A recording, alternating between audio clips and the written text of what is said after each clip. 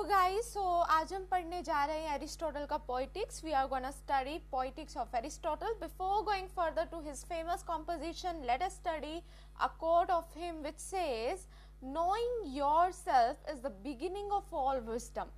So he has very aptly remarked that once we get to know ourselves, from that juncture wisdom will start. We will begin to become a wise man. सो नाम क्या है इनका? Aristotle. Occupation क्या है? बहुत बड़े philosopher थे ये. एंड इनका जो जन्म तिथि है that is birth date approximate 384 BC. And the students who are getting confused with the full form of BC which goes like before Christ era. So death date इनकी C approximate. C means approximate 322 BC. So Christ era, suppose it is this. So 384 BC में इनका जन्म हुआ था और उससे कुछ time बाद दैट इज 322 BC डेथ हुई थी. Then education, if we talk about Plato's academy Lyceum से इनकी एजुकेशन थी. इन्होंने अपना ज्ञान अर्जित किया था. Place of birth is Stagira, Chalcidice, Greece. And place of death Chalcis, Euboea, Greece. All right. So ये इनका डेथ और बर्थ प्लेस था. तो अब हम एरिस्टोटल की लाइफ के बारे में एक छोटा सा ग्लिम्स देखेंगे. Aristotle, the name means the best purpose. So name क्या है इनका? The best purpose. इनका नाम का ही मतलब है the person who is born with the best purpose. Was a philosopher and polymath from Greece. His father Nicomachus was a personal physician to King Amyntas of Macedon. तो जो इनके father थे जिनका नाम है निकोमैकस, ये पर्सनल फिजिशियन थे king Amyntas के, जो मैकेडन के राजा थे. Aristotle move to Plato's academy while he was 18. So जब वो महज 18 वर्ष के थे तो वो प्लेटोज अकेडमी में उन्होंने अपना एडमिशन लिया. And Plato we all know is a teacher, mentor, guide of Aristotle. Aristotle teachers was Plato and Aristotle was the teacher of Alexander the Great. तो एरिस्टोटल के टीचर तो प्लेटो थे, पर Aristotle किनके टीचर थे? वो थे Alexander the Great. And Aristotle married Pythias. इन्होंने विवाह किया पिथियास नाम की एक लेडी से. And she bore him a daughter, और उनकी एक डॉटर हुई, whom they also named Pythias. So mother और डॉटर का नाम was similar. Aristotle was invited by Philip II of Macedon to become the tutor to his son Alexander in 343 BC. अब हुआ क्या, ये कैसे बने ट्यूटर अलेक्जेंडर के, जो एरिस्टोटल के पिता थे, that is Philip II of Macedon. तो उन्होंने कहा कि आप मेरे बेटे के ट्यूटर बन जाओ. ही invited him in 343 BCE. Aristotle was appointed as the head of the Royal Academy of Macedon, और इनको अपॉइंट किया गया as the head of Royal Academy of Macedon. वहीं का जो जगह थी जहाँ के राजा थे, और तो उनको वहाँ का हेड बना दिया गया. By 335 BC, Aristotle had return to Athens. अब ये कहाँ पर जाते हैं? एथेंस में जाते हैं. Establishing his own school there known as the Lyceum. अभी अपना खुद का स्कूल इस्टेब्लिश कर रहे हैं जिनका वो नाम रखते हैं लीसियम. Aristotle conducted courses at the school for the next 12 years. See how much he is contributing towards the education of the people there, that he has spent 12 years there and conducted courses there. His wife Pythias died during this period, और इसी समय के दौरान उनकी जो wife की death हो जाती है. And Aristotle got involve with Herpyllis of Stagira. तो अब उनकी लाइफ में एक सेकंड वुमेन की एंट्री है जिनका नाम है हेरेफिलस of स्टैगिरा, who bore him a son whom he named after his father Nicomachus.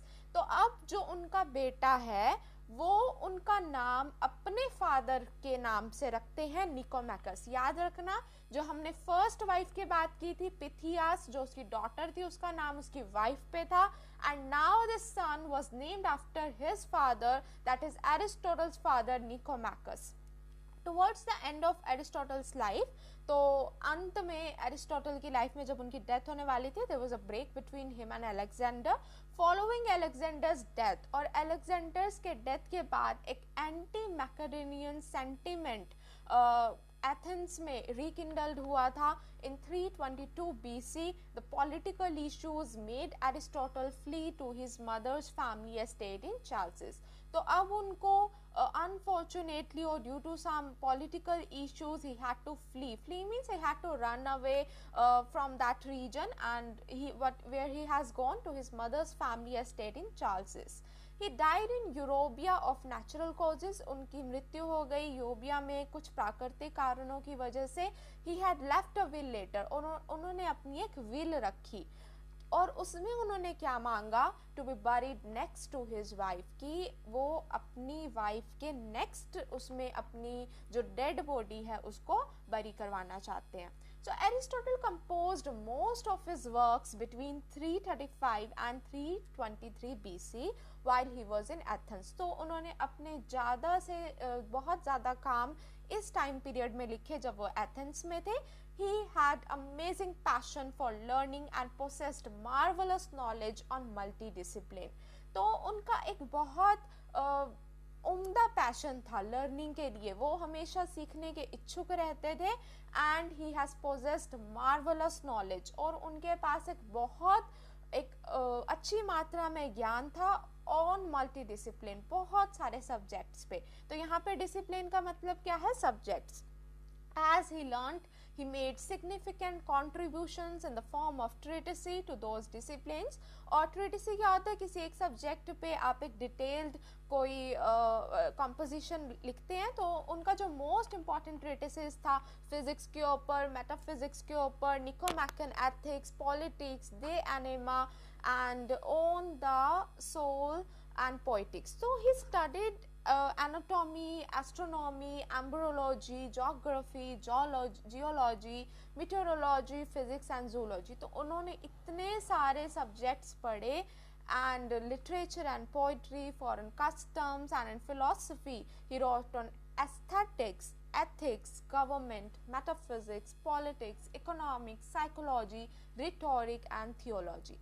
It is believed that his works if compiled, ऐसा माना जाता है कि अगर उनके सारे वर्क्स को हम compiled कर देंगे, can be considered as a virtual encyclopedia of Greek knowledge। तो क्या बन जाएगा, encyclopedia। What is encyclopedia? A book which contains a detailed information about various subjects। So Aristotle is considered as the first genuine scientist। तो poetics की अगर हम बात करें, जो उनका एक वर्क है जिसमें उनका क्या कहना है। सबसे पहले पोइटिक्स का अर्थ क्या होता है हम ये समझेंगे। Poetics means the science of poetry. अब आप सोच रहे होंगे पोइट्री लिखने की क्या साइंस होती है। So in poetics Aristotle is discussing and analysing the concepts and arts of creating poetry. तो पोइट्री लिखने की क्या कला है, किस हिसाब से कॉन्सेप्ट्स को एनालाइज करना चाहिए, जांच पड़ताल करनी चाहिए एक कविता को लिखने के वक्त, वो सारा डिटेल्ड में एरिस्टोटल ने अपने वर्क पोइटिक्स में बताया है। The exact origins of Aristotle poetics are not known. तो वो कहाँ से ओरिजिन है वो तो हमको नहीं पता, but researchers believe that it was composed around 330 BC and was preserved primarily as the notes by Aristotle students.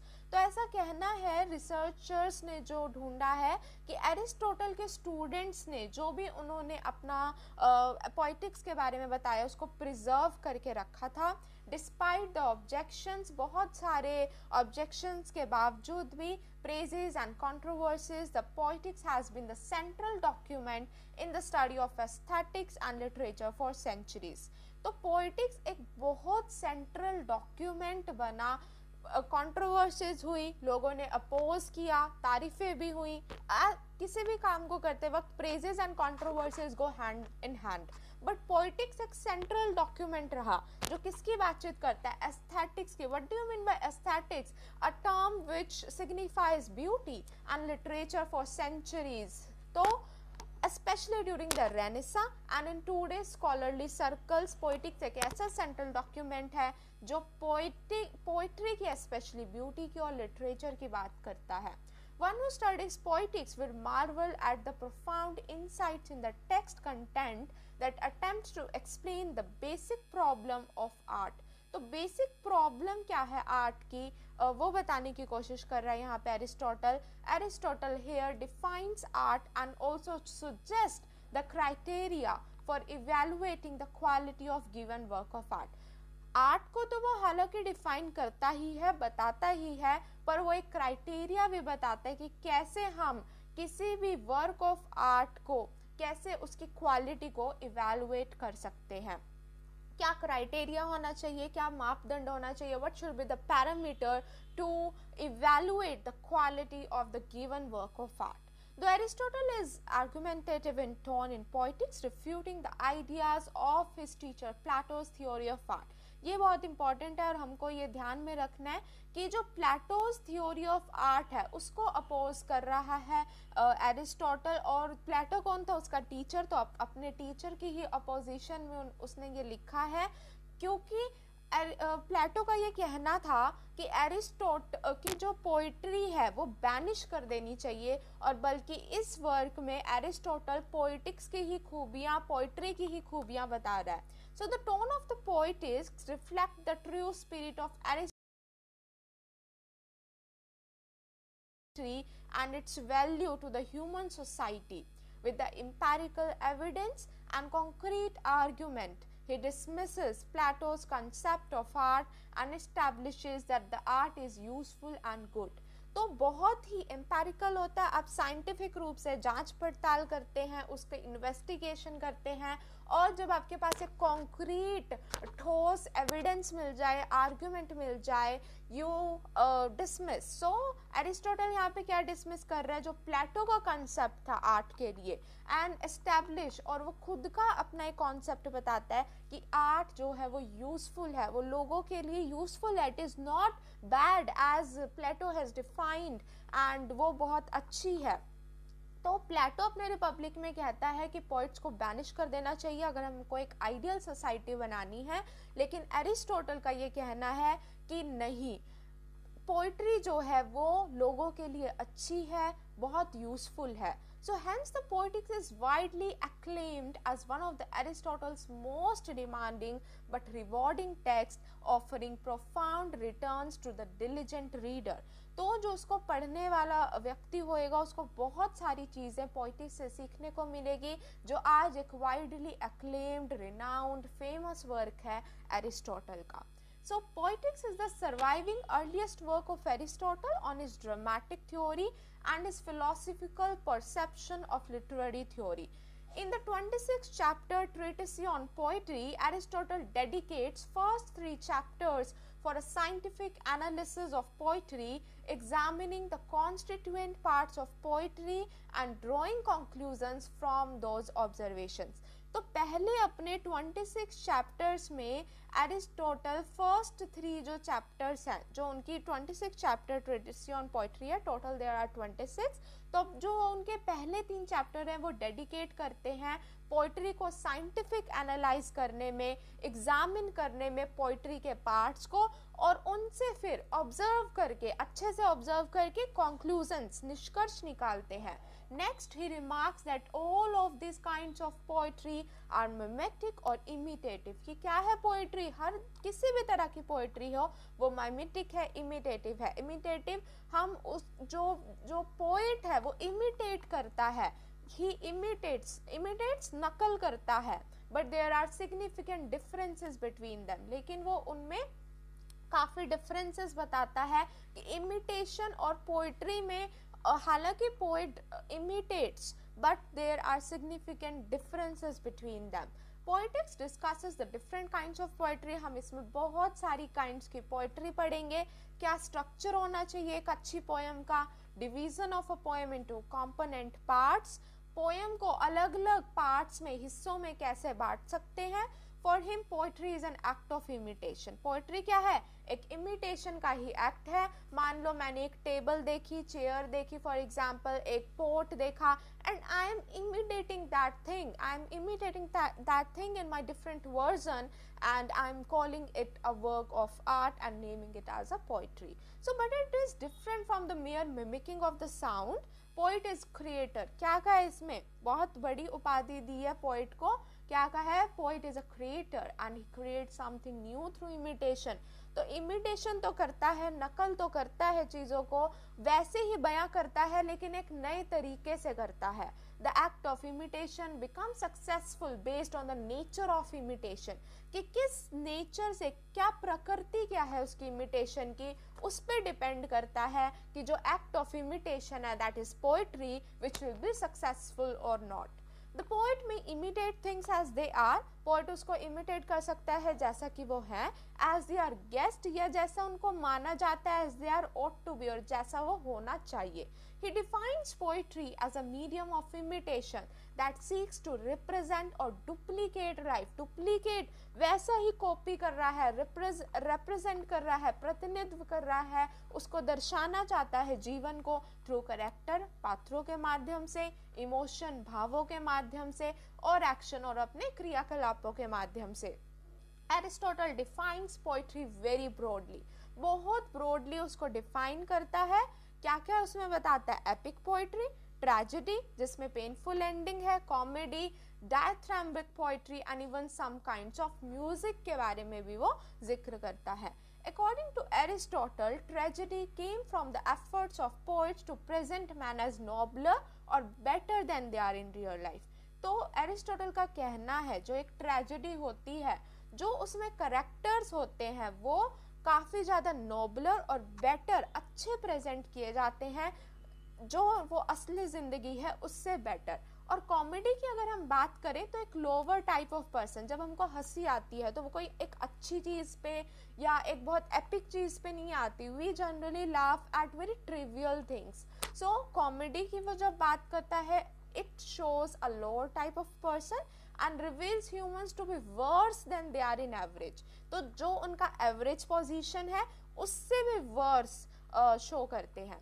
Epic poetry on the other hand imitates noble men like tragedy. Epic की बात करें तो वो भी tragedy की तरह noble men दिखाती है, but only has one type of meter, unlike tragedy which can have several and is narrative in form.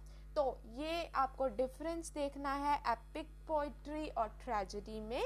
Epic poetry जो है सिर्फ इसका एक टाइप ऑफ मीटर होता है, but if we talk about tragedy, it has several meters and it is narrative in form.